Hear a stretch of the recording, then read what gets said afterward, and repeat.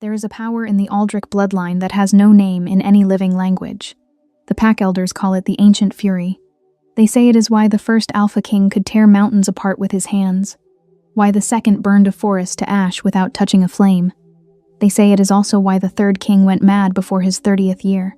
Every king since has spent his reign learning to keep it quiet. Zaid learned younger than any of them. He was 8 years old the first time he felt it, a white-hot pressure behind his sternum, a sound like the world splitting, and he locked it down with every ounce of will he had. He has been locking it down ever since. He is 26 now, the most controlled king his line has ever produced. His court calls him iron. His enemies call him ice. Only one person in the world has ever seen past both. Her name is Marin. She is his fated mate, his anchor, the single reason the cage holds. He would burn the world to keep her safe. He doesn't realize yet that burning the world is exactly what's coming. Chapter 1. The court learned early not to stare at the Alpha King. Not because he forbade it. He never had to. There was simply something in the way Zaid moved through a room, measured, unhurried. Each step placed with the quiet certainty of a man who had never once doubted where he was allowed to stand, that made prolonged eye contact feel like pressing your palm against a hot iron. You could do it. You just understood, instinctively, that you would regret it. Lords inclined their heads as he passed. Ladies stilled. Conversations died at the edges of the room, and were reborn only after he'd moved beyond earshot. He wore the crown the way other men wore old scars, like something that had become so much a part of him that he'd stopped noticing its weight. He noticed everything else. The steward who had been skimming grain taxes for 2 seasons. The Alliance Lord whose handshake ran 3 seconds too long, calculating, not cordial. The Eastern emissary watching the door instead of the king, which meant he was waiting for someone, which meant tonight's negotiations were already compromised. Zaid catalogued all of it behind a face that gave away precisely nothing. "You look like a statue," Marin had told him once, early in their courtship, standing on her toes to study him during a state dinner. A very expensive, very intimidating statue. Is that a complaint? She'd considered it with the particular gravity she gave to small questions. No, she'd decided. Statues are useful. They make people feel the right size. He hadn't been able to argue with that. She was across the hall now, standing near the tall windows where the winter light came in pale and clean, deep in conversation with the Healers Guild representative. Her dark hair was pinned up tonight, a few strands escaping at her temple the way they always did by the second hour of any formal event. She'd stopped fighting it. He'd stopped pretending he didn't find it distracting. He wasn't watching her. He was simply aware of her the way you are aware of the only source of warmth in a cold room, not because you're looking at it, but because your body orients toward it without instruction. That was the bond. That was what it felt like from the inside. Not fire, not thunder, nothing as dramatic as the old songs promised. It felt like gravity. Quiet, constant, and absolutely non-negotiable. As if she felt the shift in his attention, Marin glanced up. Their eyes met across 30 feet of polished marble and candlelight. She didn't smile. She rarely performed her emotions for rooms full of people, but something in her expression settled, the way a flame stops flickering when the draft is gone. He looked away first, returned his attention to the Eastern emissary. But the pressure behind his sternum eased, and the thing he kept locked in the deep architecture of himself went quiet, and he could think again. He heard Zane before he saw him. The laugh was his own laugh, same pitch, same cadence, the timing perfectly calibrated to be charming. Zaid had never found his own laugh charming. He turned. His twin stood at the far end of the reception gallery, surrounded by a cluster of minor nobility, holding a wine glass with the easy elegance of a man who had been practicing looking comfortable his entire life. And he had been. Zaid knew that better than anyone. Zane was identical to him in every external measurement. Same height, same dark hair, same jaw, same hands.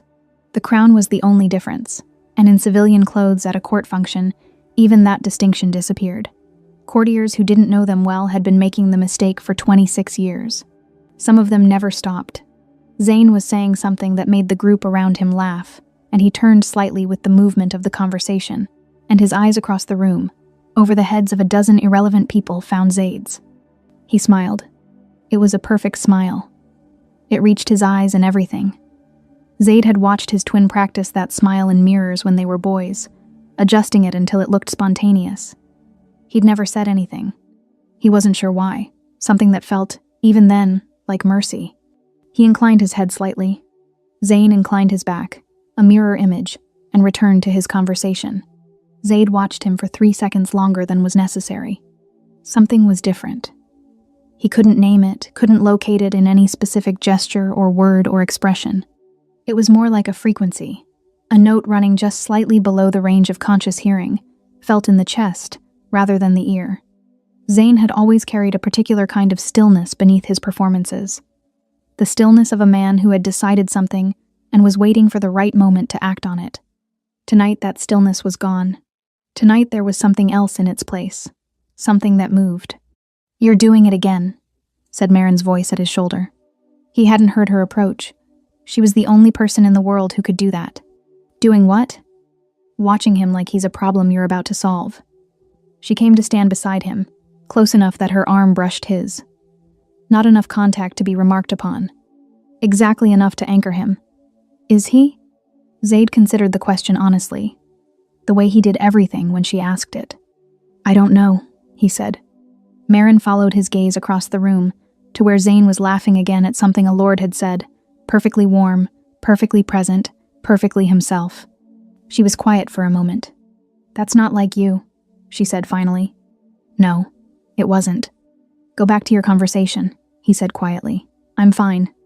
She didn't argue, but she let her hand brush his brief, deliberate before she moved away. Across the room, Zayn refilled his wine and did not look at the king again. He didn't need to. Chapter 2. The thing about being a twin was that the world never let you forget which one you were. Not cruelly. That was the part Zayn had spent years trying to explain to himself, in the dark, in the quiet hours when the court was asleep and he was not. It was never cruel. Cruelty would have been easier. Cruelty you could point to, name, build a justified anger around. You could take cruelty to a mirror and say, "This is what was done to me, and this is why I am the way I am." What he had instead was something softer and more total.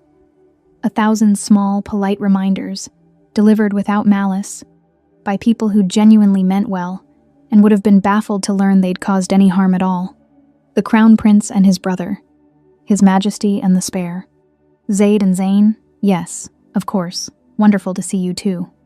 The two was always the worst part, that small, trailing syllable that meant, also, additionally. In the same category but secondary to the primary entry. He had heard it his entire life, appended to his name like a footnote, and he had smiled each time with the same practiced warmth he'd built over decades of needing to seem like none of it landed. It all landed, every time. He had simply become very good at not showing where. He had Zayd's face. He knew it. Mirrors had been clarifying on this point since childhood, since the first time he'd stood beside his brother and understood, with the particular clarity of a young child processing an unfair thing, that the universe had given them identical materials and then distributed entirely different fates. Same jaw, same brow, same dark hair that fell the same way when he didn't bother to push it back. He had his brother's voice, his brother's hands, his brother's blood running through him in identical measure. What he did not have was a single room in any building in the kingdom that was his. Every space he occupied by permission. Every title he held existed in relation to someone else's. The king's brother, the spare prince, the secondary heir. He was defined, always and entirely, by his proximity to a man who had been born 4 minutes before him and had been leaving him behind ever since. Not intentionally. That was the other thing he had spent years trying to hold on to, turning it over in his hands like evidence he kept hoping would say something different. Zayd had never left him behind on purpose. Zayd had simply been first, and firstness had its own gravity, and everything else arranged itself around it whether it meant to or not. He did not hate his brother. That was the truth he returned to most often, running his thumb over it like a worry stone worn smooth. He did not hate Zayd. Hate required a heat he'd never quite managed to sustain. It flared sometimes, in the worst moments, but it always burned down to something colder before it could become anything useful. What he felt instead was more precise and more persistent than hate. The accumulated weight of a life in which he had never once been first, never chosen, never necessary, only contingent. In case. He was 26 years old, and he had been in case for every single day of it. In case Zayd failed. In case Zayd died. In case the primary heir became unavailable, for any of the 1,000 reasons primary heirs became unavailable throughout history. He had been prepared and positioned and maintained like a spare part, kept in good condition, kept informed, kept ready for a moment that everyone quietly assumed would never come. He had spent 26 years being ready for something no one expected him to ever have to do.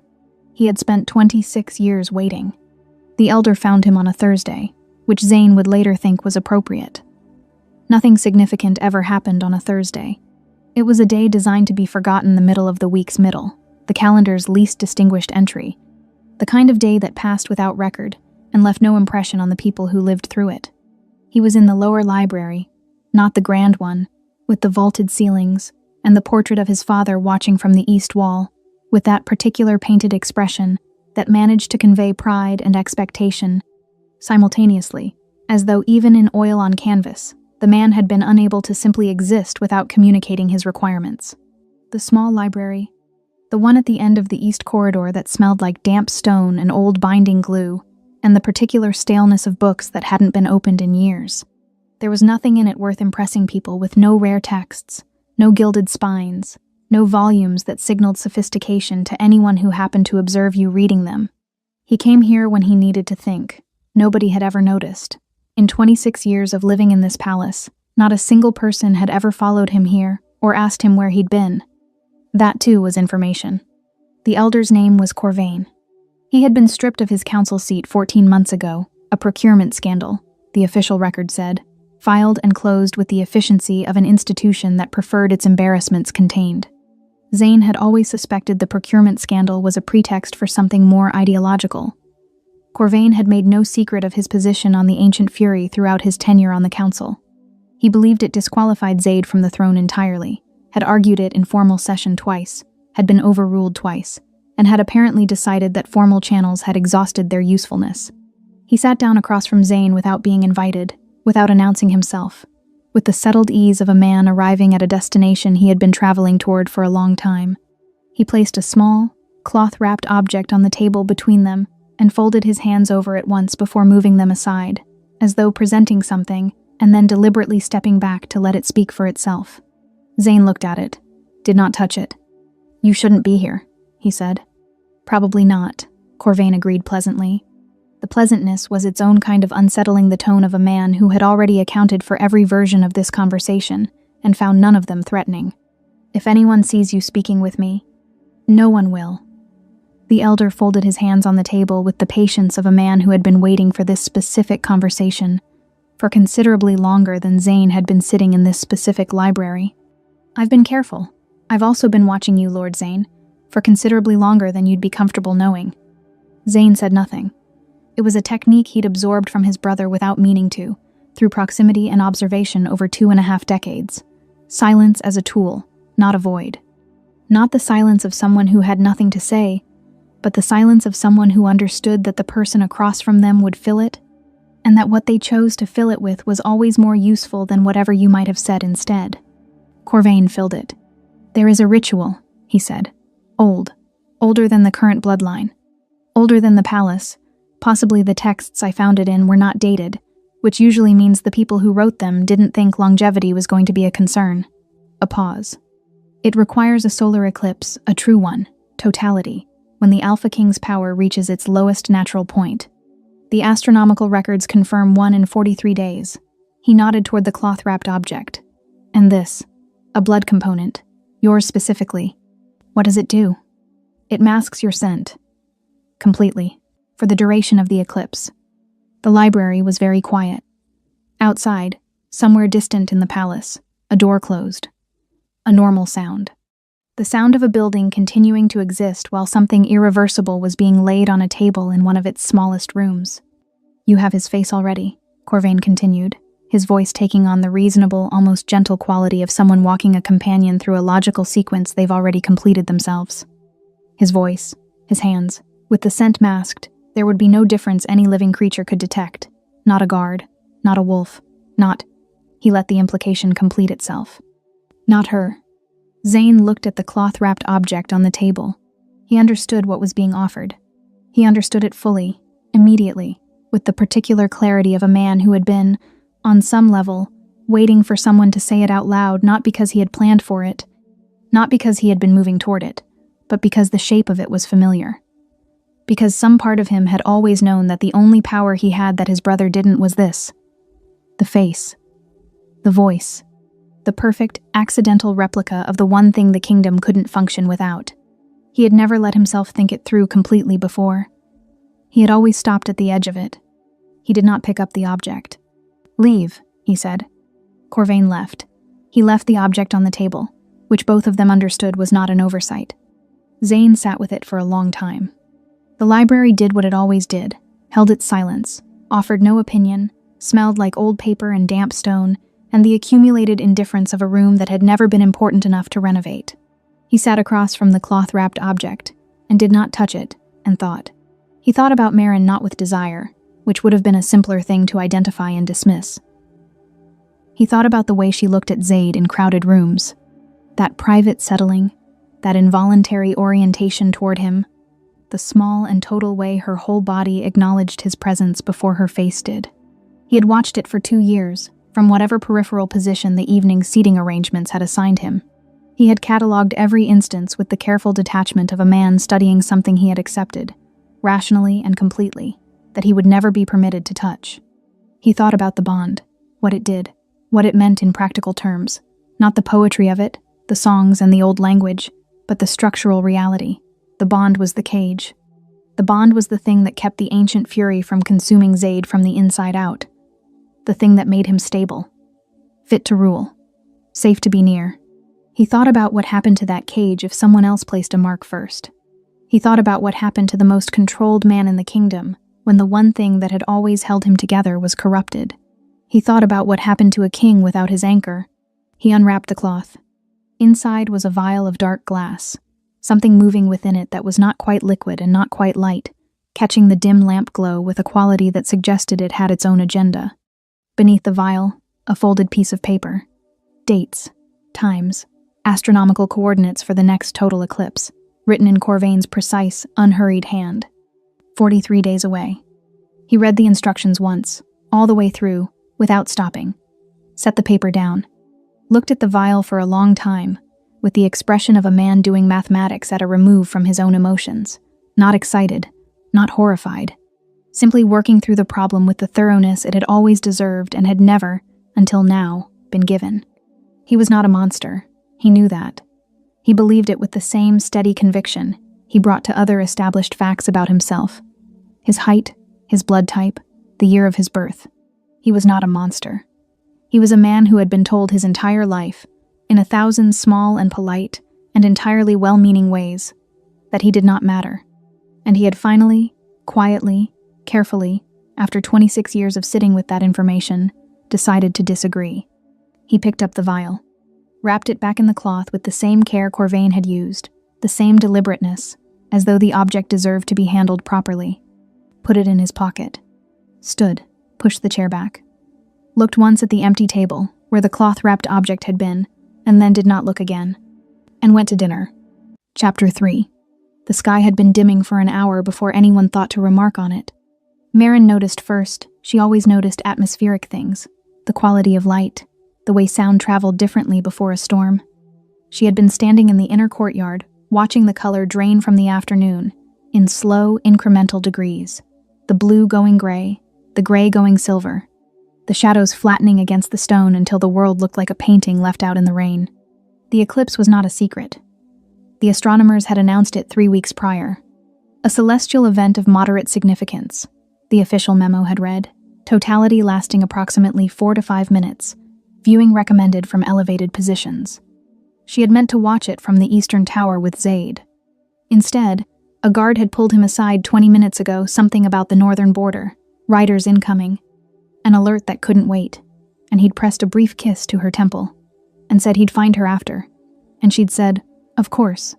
And now she was alone in the courtyard, with the sky going dark above her, and the torches guttering in a wind that felt wrong for the season. She didn't mind. She tipped her head back and watched the shadow swallow the last edge of light. Totality. The world went the color of deep water. The torches steadied. Somewhere above the palace walls, the first stars appeared, confused into existence by the false dark, blinking open like eyes. It was beautiful. She was still looking up when she heard his footsteps. She knew his walk. She had catalogued it without meaning to over 2 years of proximity, the particular rhythm of it, unhurried but purposeful, each step placed with that quality she'd once described to him as certainty. She'd teased him about it. He'd looked faintly puzzled, as though the concept of walking uncertainly had never occurred to him as an option. She smiled before she turned around. "I thought you had a border crisis," she said. It resolved. His voice. Exactly his voice. He crossed the courtyard toward her, hands loose at his sides, dark hair catching the strange silver light of the eclipse.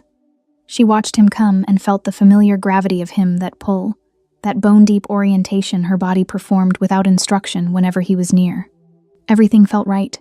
That was the part she would return to, later, when she was trying to understand. Not the wrongness, the rightness. How completely, seamlessly, catastrophically right it felt. He reached her. His hand came up to her face, thumb brushing her cheekbone, and she leaned into it the way she always did. "It's beautiful," she said, meaning the eclipse. "Yes," he said, not looking at the sky. She laughed softly. "You're not even looking. I know what I'd rather look at." She met his eyes, and something so small, so fast she nearly missed it entirely, moved through her. Not alarm, not recognition, something quieter.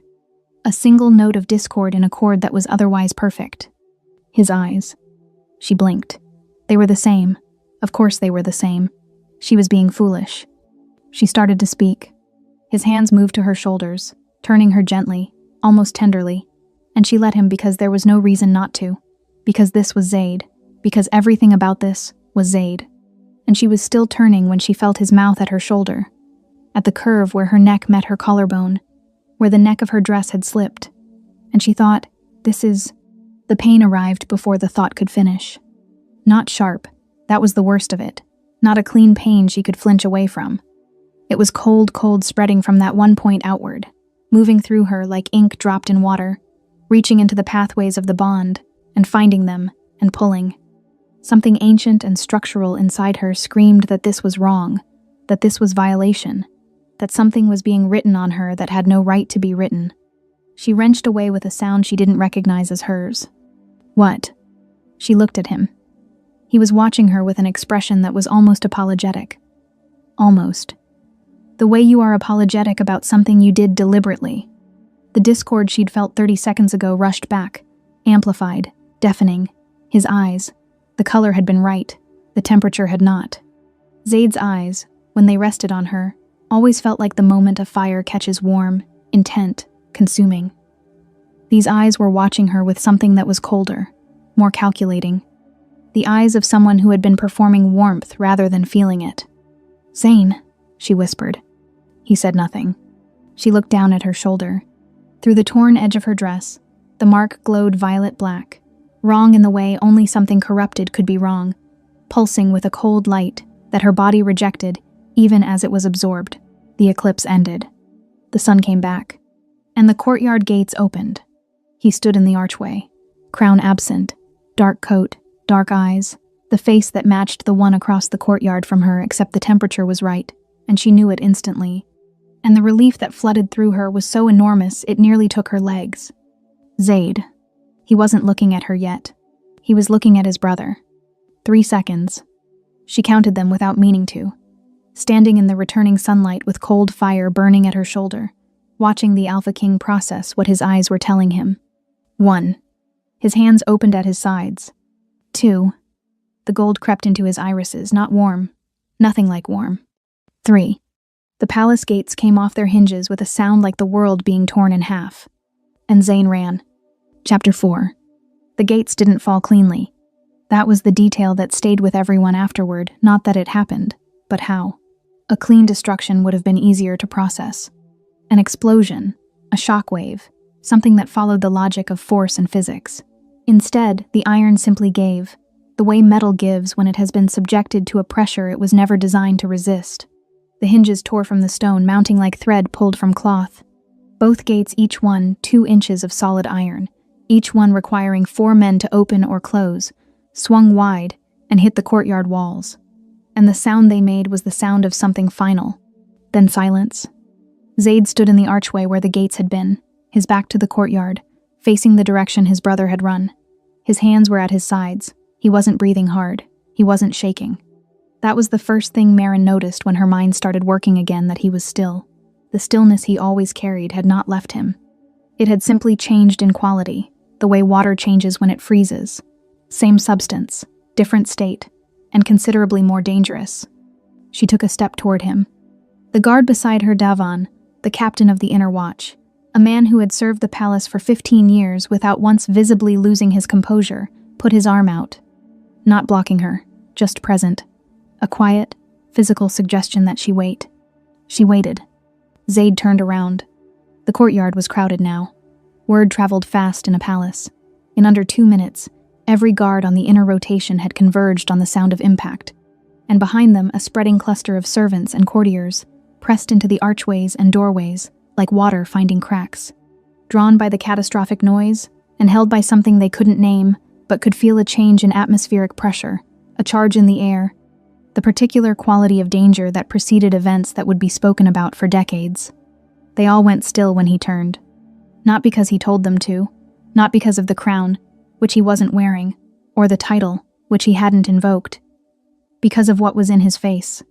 His eyes had gone gold. Not the warm amber gold of the portraits, not the deep honey color that appeared when he was tired, or content, or close to laughing. This was the gold of a forge at maximum heat, bright, sourceless, casting a faint illumination on the planes of his face that had no business being there. It should have looked wrong. It looked inevitable, the way a thing looks when it has finally arrived after years of being delayed. His expression was composed. That was the most frightening thing. The gates were in pieces on the ground, and his face was perfectly, precisely composed, every feature controlled, every line deliberate, the architecture of a man who was not losing himself but finding something, and what he was finding was larger and older and more absolute than anything the watching crowd had encountered before. He moved through the courtyard and people parted for him without being asked. Not out of respect, out of instinct. The same instinct that makes small animals press flat against the ground when a shadow passes over them from above. He walked like a different gravity applied to him now. Unhurried, but with a directness that made the air feel compressed, each step landing with a weight that seemed disproportionate to the physical reality of it. A lord near the eastern doorway took 3 involuntary steps backward and didn't appear to notice he'd done it. Zaid stopped in front of Maren. She had not moved from where Davan held position beside her. Her shoulder burned with a cold that had nothing to do with temperature. She could feel the false mark pulsing against her skin like a second heartbeat, irregular and invasive, and she hated it with a clarity that surprised her. She looked up at him. This close, the gold of his eyes was extraordinarily luminous, layered, something moving in the depth of them that she had no word for. She had spent 2 years learning every version of this face. She had seen him furious, exhausted, amused, grief-stricken, stripped of every professional defense in the private dark of their chambers. She had never seen this. And yet, underneath it, underneath all of it, underneath the burning gold and the unearthly stillness and the gates destroyed at the edge of her peripheral vision, she could still find him. The same way you can find the structure of a building even when it's on fire. The bones of him were unchanged. The intelligence, the precision, the love that he carried like a classified document, shared only in controlled conditions. It was still there. All of it was still there. His hand came up, slowly, deliberately. The way you move around something that has been frightened, not to startle it further. His fingers touched her jaw, the lightest contact, a question rather than a claim, and she turned her face into his palm and felt him exhale. One breath, the only concession his body made. His thumb moved once across her cheekbone, memorizing or confirming. She wasn't sure which. Then he straightened. He looked at Davan. She doesn't leave the inner ward. His voice had dropped below its usual register, not louder, but denser, carrying in a way that bypassed the ear and arrived somewhere lower in the chest.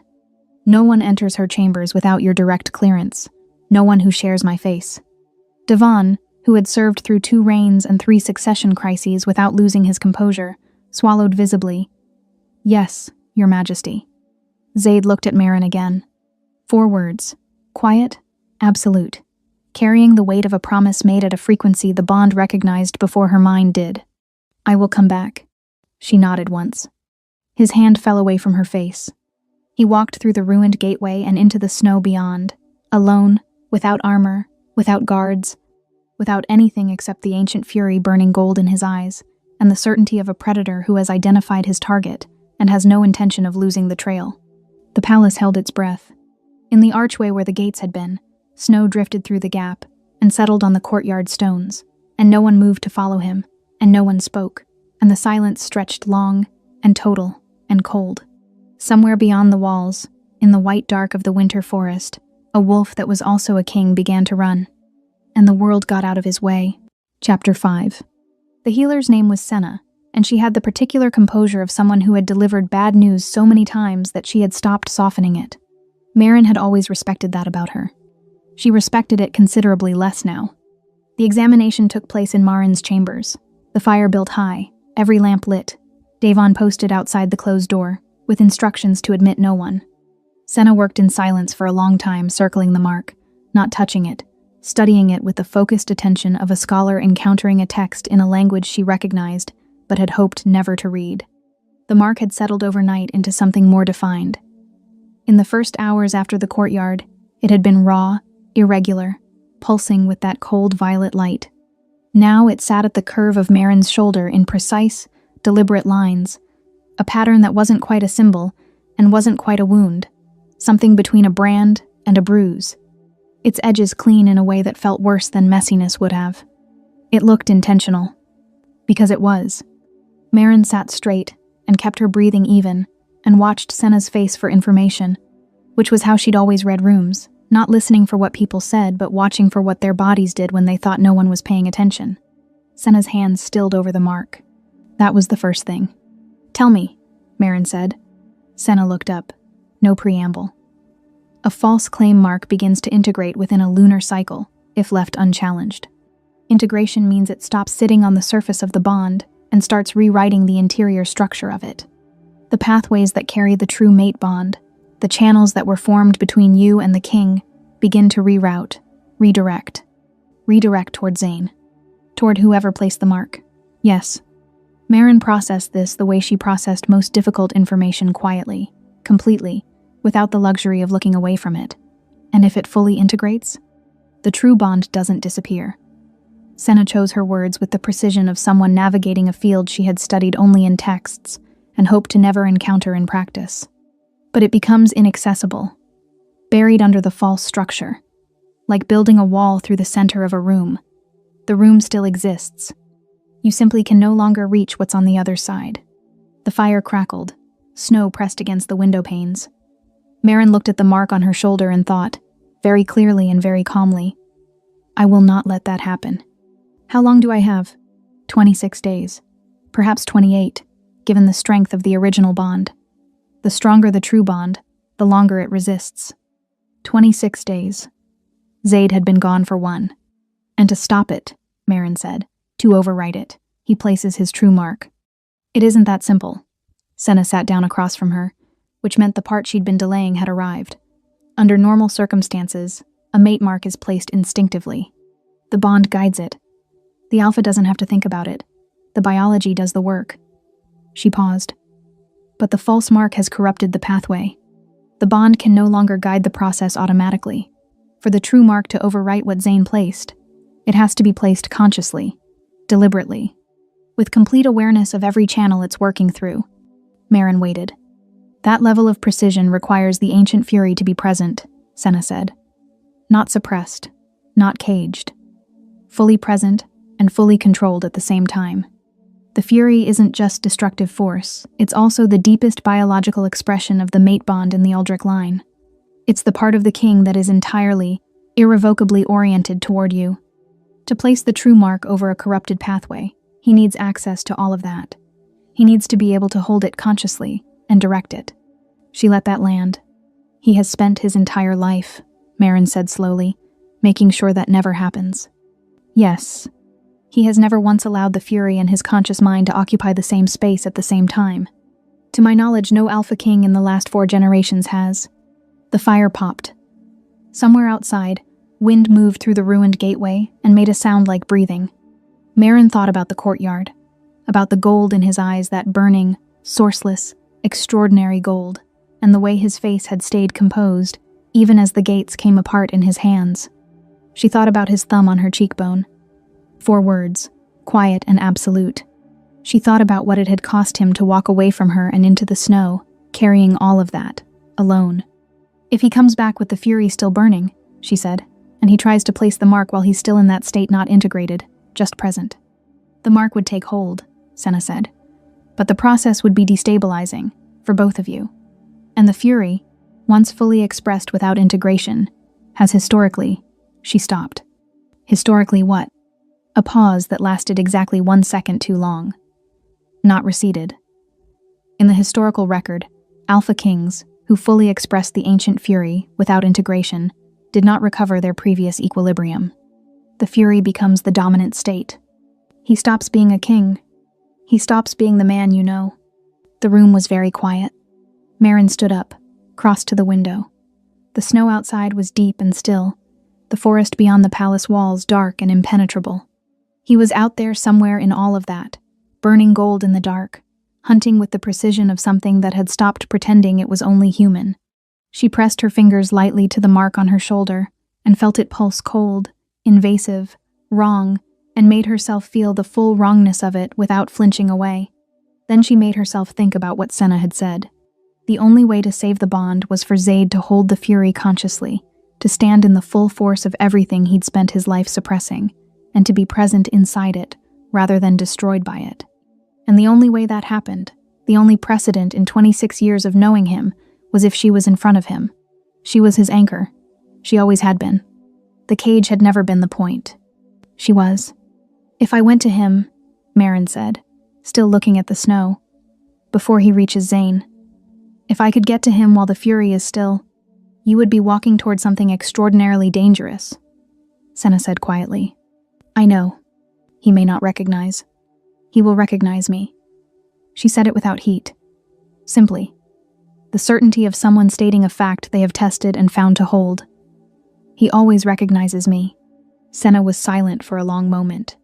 26 days, she said finally. Marin turned from the window. Then I have 25, she said, to find him first. Chapter 6. They met at dawn, which told her everything. The council chamber was on the east wing's 2nd floor, a room Marin had attended exactly 4 times as an observer, seated to the left of Zaid's chair, present but not participating, learning the architecture of power by watching how it moved. She knew its location. She knew its protocols. She knew that a full council convening before the morning meal, without the king's summons, without his chair occupied, was not a scheduled function. It was a maneuver. She found out from a kitchen servant, a girl named Petra, who had the particular gift of moving through corridors invisibly and who had brought Marin her tea every morning for 8 months without once being asked to stop. Petra set the cup down, hesitated at the door, and said quietly, without looking up, "The Lord Steward called them an hour ago, my lady. All 7. The East Chamber." Marin was already dressed. She didn't rush. Rushing would have been the wrong signal to herself, to anyone watching.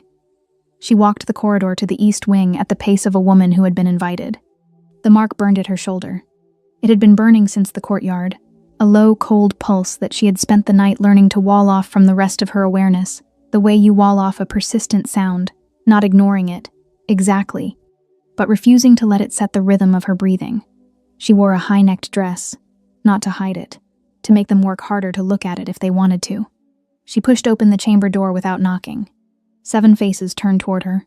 The Lord Steward stood at the head of the long table, a tall man, silver-haired, with the particular bearing of someone who had been the most important person in most rooms for so long that he had stopped checking whether it was still true. His name was Aldrich Voss, which was a coincidence of surname that he had leveraged for 30 years to imply a closeness to the royal line that wasn't documented anywhere. He had built his entire career on the architecture of implication. He recovered from her entrance in under 2 seconds. "Lady Marin, this is a closed council session. You were not summoned," she said. "I'm aware." She crossed to the table, did not sit. Standing while they sat was a calculation, not a preference. Neither was the king, and yet here you are. A beat of silence. Voss's expression arranged itself into something that was meant to read as concern. Given the events of yesterday, the council has a responsibility to assess what the king is capable of, Marin said. Yes. I understood the agenda from the hallway. She let that land. The Alpha King destroyed palace property, said Elder Cora from the left side of the table, a woman who had always struck Marin as someone who had chosen a side early in life and stopped questioning it. In a loss of control that endangered every person in the inner ward. The ancient fury, once expressed at that level. Expressed at that level because his mate was violated, Marin said. Her voice was even. She had made it even deliberately, on the walk here, breathing it flat and steady until the anger underneath it became something she could aim rather than something that aimed her. His mate was deceived, marked without consent by a man using a ritual that required specialized knowledge to execute. She looked at Voss. Specialized. Restricted knowledge. The kind that doesn't circulate in common libraries. Something moved behind Voss's eyes. Fast. Gone before it fully arrived. She filed it. The king's response, she continued, was proportionate to the provocation. He destroyed property. He harmed no one. He secured his mate's safety, issued clear protective orders, and removed himself from the palace to pursue the individual responsible. She paused. That is not a king losing control. That is a king choosing which threat to prioritize. The fury, once released at that magnitude, Cora began again. Is not your area of expertise, Marin said, nor mine, which is why I spent the night with the pack healer rather than convening a meeting I had no authority to call. The room was very still. Elder Dane, the oldest at the table and the one who had, in Marin's observation, the most genuine investment in institutional integrity rather than political outcome, cleared his throat. Lady Marin. Whatever the provocation, the question of succession protocol in the event of... There is no event, Marin said. The king is alive. He is not incapacitated. He is not abdicating. He is hunting a traitor who used a forbidden ritual to attack the crown through his mate bond. She placed both hands flat on the table. I want to be very precise about the sequence here. The king was attacked first. Everything that followed is a consequence of that attack. If this council moves on succession protocol while the king is in the field responding to an act of treason, that sequence will be documented. All of it. Including who called this meeting, and when, and who was present, and what was said. Silence. Not the silence of a room considering an argument. The silence of a room that has understood a threat and is deciding how to receive it. Voss's expression had not changed. That was interesting. Most of the other faces had shifted discomfort, recalibration, the subtle physical tells of people who were reassessing. Voss looked exactly as he had when she walked in. She noted that too. The king will return, Marin said. She straightened, removed her hands from the table. When he does, this council will be in its proper function. Until then, this room is closed. She looked at Dane. I'm asking for 3 days before any formal protocol proceedings are opened. As his mate, as the person with the most direct knowledge of the situation. She did not phrase it as a request. Dane looked at her for a long moment, reading her the way experienced men read rooms, checking load-bearing walls. Then he nodded, once. 3 days, he said. She held eye contact with Voss for exactly 2 seconds. He smiled at her, smooth and practiced. She turned and walked out. In the corridor, alone, she let herself lean against the wall for 3 breaths. The mark pulsed cold at her shoulder. Her hands were shaking, had been shaking since she pushed open the door, though she'd held them still by force. She pushed off the wall. 24 days remaining. She had a king to find. Chapter 7. The first territory fell away beneath him like a dream. Pine forest, frozen ground, the snow reading like a text he had always known how to translate. A broken branch at shoulder height, Zane moving fast, not carefully, burning energy he didn't have. A disturbed patch of snowfall beneath a low overhang where he'd stopped briefly, probably to catch his breath, probably to listen for pursuit. He'd been listening for the wrong thing. Zay didn't make noise when he moved now. He wasn't sure when that had changed. Somewhere between the courtyard and the tree line, the body had made its own adjustments, weight redistributed, heel strike eliminated, each footfall placed with a precision that was no longer conscious. The snow accepted him without protest. The forest didn't announce him. He was aware of this the way you are aware of your own heartbeat, not constantly, only when you check. And when you checked, the information was simply there, neutral and factual. He was also aware that he was not cold. He should have been. He had left without a coat, without armor, without anything except the clothes he'd been wearing when he walked into the courtyard and found the mark on Marin's shoulder. The temperature had dropped through the night to the kind of cold that damaged tissue. He registered it the way he registered the bark texture of the trees he passed present. Noted, irrelevant. The fury ran through him like a current through wire. Constant. Neither building nor diminishing. Just there, fully present, fully awake, patient in the way that deep things are patient. He followed the trail north. First territory, second territory. Zane was fast. He'd always been fast. They shared a bloodline that made both of them faster than anything they'd grown up beside. But fast and efficient were not the same thing, and fear, Zaid had learned young, was the most expensive thing a body could run on. His brother was burning. He could read it in the lengthening stride pattern, the increasing distance between each rest point. Could read the desperation compounding in the trail's geometry north, then northeast, then a cut west that was overcorrection. The movement of someone who had lost confidence in their direction and was hoping a change of heading would feel like a plan. Zaid corrected for the overcorrection, cut through a valley rather than around it, emerged on the far side of the ridge in time to catch, at the very edge of the tree line, a dark figure moving through the white. He stopped. Watched. Zane stopped too, had felt, somehow, the weight of being seen. They looked at each other across 200 meters of open snow. Then Zane ran again. Zaid followed. Second territory. Third. Zane tried the first time at a frozen river crossing, stood on the far bank, while Zaid came through the trees, and held both hands out, empty, the universal language of weight. Brother. The word landed. Zaid stopped walking. Not because the word moved him, because stopping was information. What his brother did with the space would tell him something. I know you can hear me. Zane's voice was controlled, but the breath that carried it was ragged. I know you're still in there. Zaid said nothing. What I did, Zane started. Don't, Zaid said. His own voice surprised him.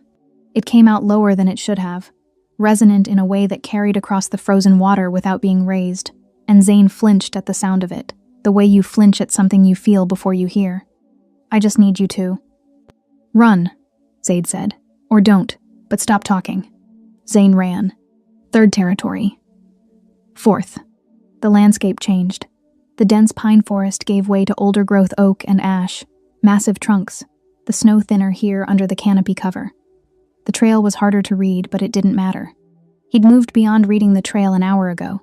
He could feel the direction now, a pull at the base of his sternum that operated on a frequency older than tracking skill or wolven instinct. The Fury knew where his brother was. The Fury had always known. It was simply that it had never been allowed to say so. He was close when Zane tried the second time. A clearing, circular, the trees ringing it like witnesses. Zane was standing in the center of it, not running, not positioned defensively, just standing. The posture of a man who had calculated his options and found them insufficient and decided, finally, on something different. Zaid walked into the clearing and stopped. Zane looked at him. The identical face, his own features rearranged into something that was almost contrition and almost grief, and not quite either. He was breathing hard. There was blood on his left hand from somewhere. He looked, for the first time in Zaid's memory, like a man who was tired. I never wanted her, Zane said. The Fury moved. Zaid held it. I know that's not what it looked like. I know that's not. Zane stopped, pressed his mouth shut for a moment. I never wanted Marin. I want you to know that. What I did to her wasn't about her. Then what? Zaid said quietly. Was it about? It wasn't a question, but Zane answered it anyway. I wanted you to look at me, he said, the way you look at her. A silence that had weight and temperature. Just once. Zane's voice cracked on the last word, a hairline fracture in the controlled surface. I wanted to be someone you'd tear down gates for. Someone you'd walk through snow for. Someone you'd... He stopped again. I wanted to matter to you the way she matters. That's all it ever was. 26 years of that. And I didn't know how to make it stop. The clearing was very quiet. Something moved in the burning gold of Zaid's eyes. Not warmth, not yet. Maybe not ever. Not in this form. But something. A flinch. The almost imperceptible shift of a man who has heard something true land in the part of him that still knows the difference between truth and everything else. The Fury did not still. He did not stop. But it landed. He let it land. Filed it somewhere beneath the burning, in the part of him that was still and would always be the man who had grown up alongside this person. who had shared a face and a blood and a history that neither of them had chosen. He felt it. Then he kept walking. Zane ran, and Zaid followed, carrying the weight of what his brother had said like a stone in the chest, through the old forest, through the cold, toward whatever ending the next territory held. The monster had a conscience. He hadn't lost it. That would matter. He just didn't know it yet. Chapter 8. The border fortress had no name anymore. It had been called something once the histories referenced it in passing, a stronghold of strategic significance, a position held and lost and held again across 3 generations of conflict. But the war that ended with their father's death had ended here, and after that nobody had seen the use in naming a ruin. It stood at the edge of the 4th territory, like a sentence that had been interrupted mid-word, walls still upright on 3 sides, the 4th collapsed inward, the great hall open to the sky, snow accumulating on the floor where a throne room had once been. Zaid had never come here. He came here now. Zane was inside, had stopped running, finally, not because he'd found safety, but because there was nowhere left to go. The 4th territory ended at a cliff, faced 2 miles east. The river to the north was moving ice this time of year, uncrossable on foot. He had run out of geography. Zaid walked through the collapsed wall and into the open hall, and found his brother standing in the center of it, in the snow, under the open sky, in the place where their father had died. Neither of them spoke for a moment. The wind moved through the broken walls with a low, sustained note, not howling, just present, the sound of air passing through spaces that had once been solid. Snow fell in slow, vertical lines. The torchlight that had once lit this hall was long gone. What remained was winter moonlight, and the faint gold luminescence that the Fury cast on everything within Zaid's immediate radius. Zane looked at him. He had stopped performing. Whatever composure he'd carried through the chase had finally exhausted itself, and what remained underneath was something rawer and less managed, a man at the bottom of a decision he'd made 43 days ago, standing in the consequences of it. "You're not going to say anything," Zane said. "Not a question." "No," Zaid said. "Not even..." Zane stopped, looked at the snow between them. "Not even what father would have said, some speech about the bloodline, about what we owe each other." "No, because you've already decided." Zaid didn't answer. The answer was in the gold of his eyes, in the stillness of him, not the stillness of restraint, which had a quality of pressure, of something held back. This was the stillness of completion, of a process that had reached its final step. Zane knew it. Zaid could see the knowledge move through him, the small, involuntary settling of a body that has stopped hoping for a different outcome. "I'm not going to fight you," Zane said quietly. "I know. I want you to know that I..." A sound at the broken wall. Both of them turned. She rode through the gap in the collapsed stone like she'd been doing it her whole life. No hesitation, no slowing, the horse's hooves scattering debris across the snow-covered floor. She pulled up in the center of the hall and dismounted before the horse had fully stopped, dropping to the ground with the focused inelegance of someone who had been riding through the night and had left Grace somewhere in the 3rd territory. She was still wearing the high-necked dress. It was ruined, hem dark with mud and snow, fabric pulled wrong at the shoulder where the false mark sat beneath it, her dark hair entirely free of its arrangement.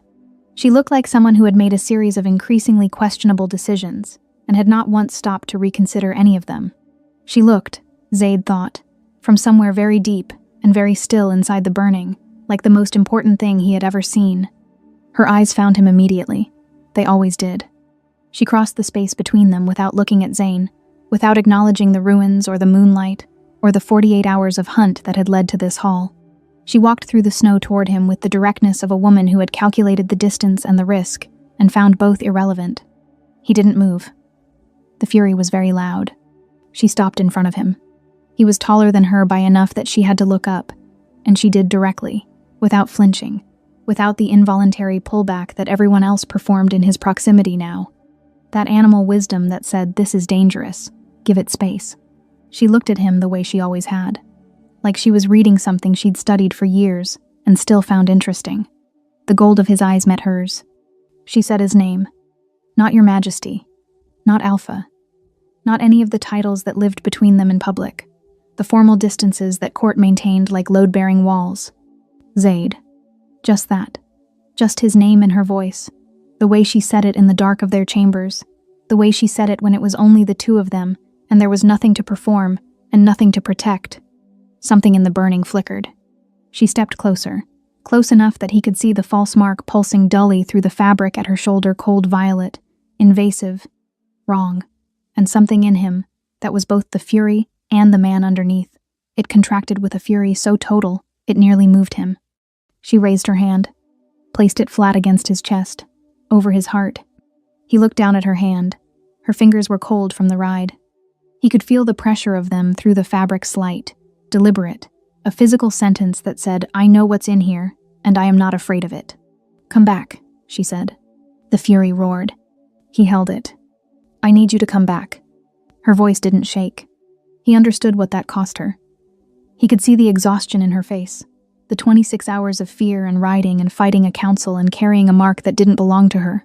She had done all of that and ridden through the night and walked into a ruin where a monster was standing, and her voice did not shake. The gold in his eyes, that burning, sourceless, ancient gold, began, for the first time in 4 days, to shift. Not extinguished, nothing so simple as extinguished, but it moved, pulled by the hand on his chest, and the name in her voice, and the 2 years of accumulated gravity between them that no ritual and no fury and no 48-hour hunt had touched. The most powerful predator in the realm went still. Not the stillness of the hunt. Not the stillness of a fire with nothing left to burn. The stillness of a man standing at the edge of himself, feeling the edge, and choosing not to cross it. His hand came up, covered hers where it rested against his chest. He exhaled slow, long, the sound of something enormous releasing pressure through a small opening. Behind them, in the snow, Zane sat down heavily and said nothing. The wind moved through the broken walls. The snow kept falling, and the monster stayed still. Chapter 9. Zane did not resist when the border guard arrived. Marin had sent for them before she wrote out the one logistical concession she'd made to practicality, before abandoning every other instruction she'd been given. 4 of Devon's men, her most trusted, given coordinates and a timeline and orders to arrive an hour after she did. She hadn't told them what they'd find. She hadn't been entirely certain herself. They came through the broken wall to find the spare sitting in the snow of the open hall, quiet and diminished, and the Alpha King standing 20 feet away with his mate's hand still pressed against his chest. The guards read the room with the trained efficiency of men who had learned to assess dangerous situations without letting their faces show that they had. They took Zane without incident.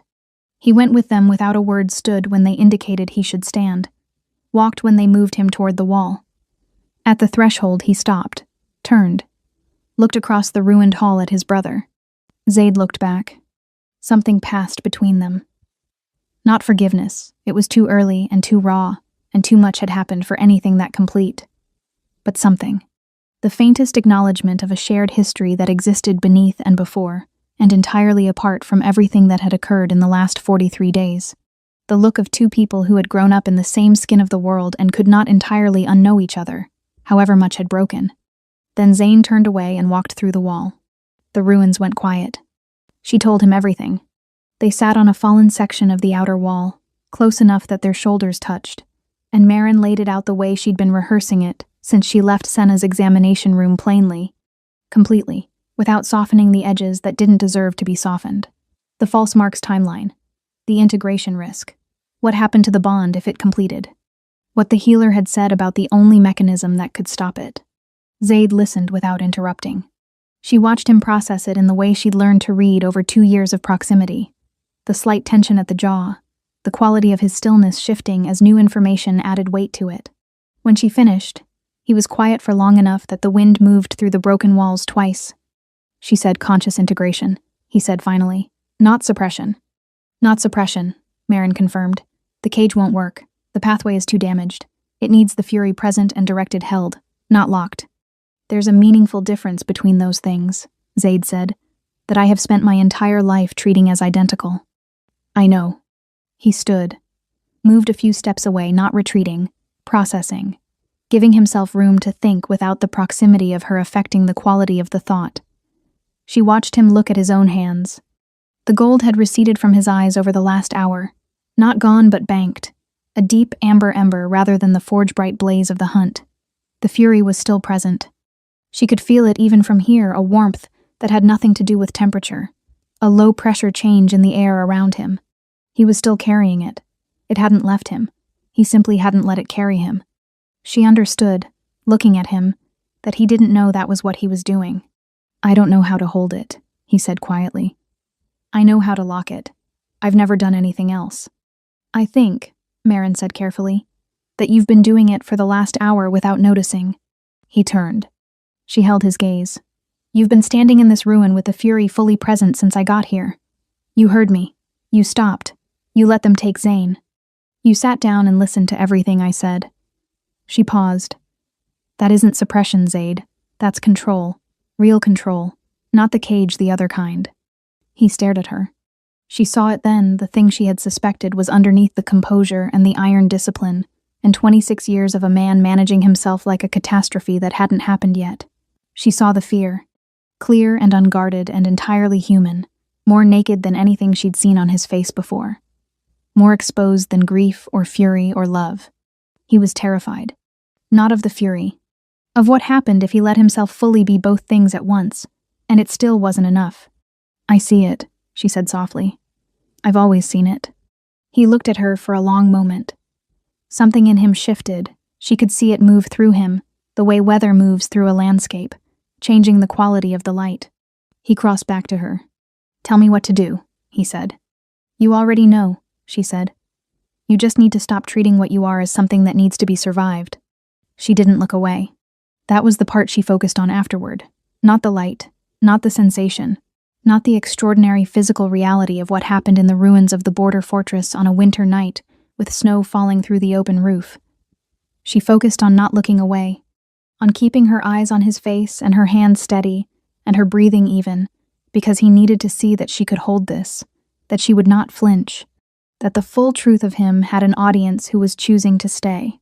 He placed his mark in full presence. Not in rage. The fury moved through him like current through wire, directed, deliberate, every channel of it bent toward a single purpose.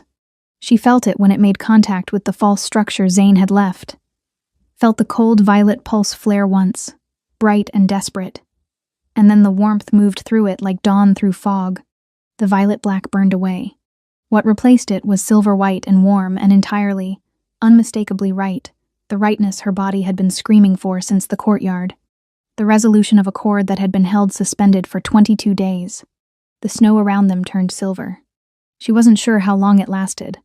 Long enough that when it was over, they were both on their knees in the snow, his forehead against hers, both of them breathing like they'd been running. "Still here," she said. "Still here," he confirmed. By the time they rode back through the palace gates, the Lord Steward was already in custody. Davin had moved on. Her standing orders, the documented evidence of Corvain's restricted ritual texts found in Voss's private correspondence, within hours of Zane's arrest. The council that had convened at dawn 2 days ago disbanded before sunset. The chamber locked, the 7 chairs empty. The spare was in chains in the eastern tower. The king walked through his own gates, no crown, no armor, snow still in his hair, and the court that had been holding its breath for 4 days exhaled all at once. His eyes were amber, warm amber, the kind that appeared when he was tired, or content, or standing next to a fire that wasn't burning anything down. For the first time in his life, Zaid was not caged. He was simply present. And the difference, it turned out, was everything. Chapter 10. He recused himself on a Tuesday. A formal declaration. 3 sentences. Delivered to Elder Dane in writing rather than in person, not because Zaid lacked the composure to say it aloud, but because the written form was cleaner, less subject to interpretation, less likely to be read as influenced by proximity. "I cannot render impartial judgment in the matter of Zane of the Aldrich line. I submit this case to Pack Law and the Council's full authority. I will not be present for proceedings, and will accept their determination without appeal." Dane received it, read it twice, and looked up at the guard who had delivered it with the expression of a man reassessing something he thought he'd already fully assessed. "Tell His Majesty," Dane said carefully, "that the Council understands." It was, everyone agreed afterward, the most kingly thing Zaid did in the entire week that followed. The acknowledgement that his presence in that room would not be justice, it would be weight, and weight was not the same thing. And a king who understood the difference was a different kind of king than the ones who had come before. Pack Law would determine what happened to Zane. The Council would deliberate without the gold-eyed shadow of the ancient fury in the room. Zaid did not ask to know the outcome until it was final. He went back to his chambers. He went back to Marin. The room was quiet in the way rooms are quiet after weather a stillness that wasn't empty but settled. The particular piece of a space that had been through something and was now simply existing on the other side of it. Snow fell outside the tall windows, steady and unhurried, the kind of snowfall that had no agenda. A fire burned in the hearth. The lamps were low. Someone had brought food at some point, a tray on the side table, largely ignored, the tea gone cold. Marin sat on the window seat with her knees drawn up, watching the snow. The mark on her shoulder had settled into something silver-white and warm over the past 2 days, the wrongness entirely gone from it, replaced by a heat that was familiar and orienting in the way the bond had always been. She touched it occasionally without meaning to. Not checking, just confirming.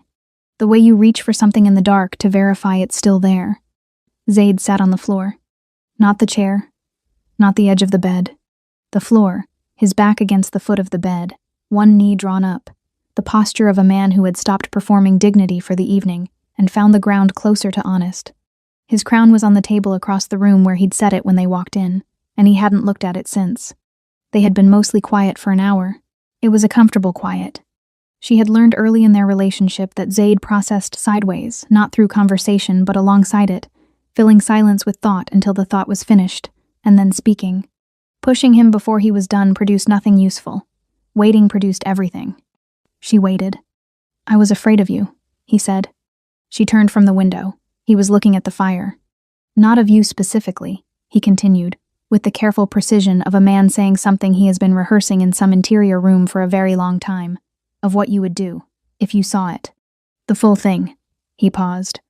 "I've managed my entire life around the assumption that if anyone saw all of it, not the controlled version, not the king, but the actual, they would make a reasonable decision and leave." Marin said nothing. Let him finish. "I structured everything around that," Zaid said. "Every decision about the Fury. Every wall I built. The cage wasn't about protecting the realm." He looked at his hands. "It was about protecting the version of me that you might be willing to stay with." The fire crackled. Snow pressed against the glass. "I know," Marin said. He looked up. "I've always known," she said. She uncurled from the window seat and crossed to him, sitting down on the floor beside him with the naturalness of someone who had long since stopped caring about the furniture hierarchy. "You think you were hiding it? You weren't. You were just very disciplined about how visible you let it be. And you stayed anyway." "I stayed because," she said, "there's a difference." He looked at her. The amber of his eyes in the firelight was warm and deep and entirely human, no gold, no burning, just the face she had been reading for 2 years and would spend the rest of her life continuing to read. "I fell in love with a man who was afraid of himself," Marin said. She held his gaze the way she'd held it in the ruins directly, without flinching, without performance. He was careful and precise, and so controlled it sometimes hurt to watch, because I could see what it cost him, and I loved that man. She paused. "And then I stayed for the man who stopped being afraid. And I love him more." Zaid didn't speak. She watched him receive it, watched it move through him, the way real things move through. People who have spent too long being careful about what they let land, not deflected, not managed. Just felt, completely, in the quiet of a room with snow at the windows and a fire burning low. His jaw tightened once, released. "I would have burned everything," he said. His voice was quiet. Not ashamed, just honest. "If you hadn't come, if you hadn't," he stopped. "I would have burned it all and felt nothing. And that's the part that—" "I know," she said. She reached up and took his face in both hands, the way she had in the ruins, the way she had in the courtyard, the way she would for every year that followed this one. His hands came up to cover hers immediately. Reflex, gravity, the same bone-deep orientation he'd always had toward her. "That's why I came," she said. He closed his eyes. She felt the exhale move through him, long, slow, the last of something releasing that had been held for 26 years. Not gone. Never entirely gone, but no longer carried alone. Outside, the snow kept falling. The fire kept burning. The bond between them, silver white and warm and finally, fully settled, held. Not like a lifeline anymore. Like a foundation. Like something you build a life on. Not something you grip in the dark to keep from drowning. Like home. In the eastern tower, Pack Law deliberated for 3 days and rendered its judgment. The palace gates are rebuilt, but Zaid has them cast in a different design, wolves in full howl rather than wolves in chains. The elders who survived the purge of the council learn to live with a king who no longer apologizes for what he is. Zayn, sentenced to exile rather than death, disappears beyond the northern border and is not spoken of. Marin's mark shines silver-white at her shoulder, permanent and luminous. Their first child is born with pale gold eyes, the ancient fury in miniature, already learning to be held rather than caged. The world did not end, the monster did not win, and a king who spent his life afraid of his own nature finally came home to it. If this story stayed with you, if Zaid and Marin and the ruins and the silver mark and the gates torn clean off their hinges lived in your chest, even a little subscribe. It takes 2 seconds. It costs you nothing.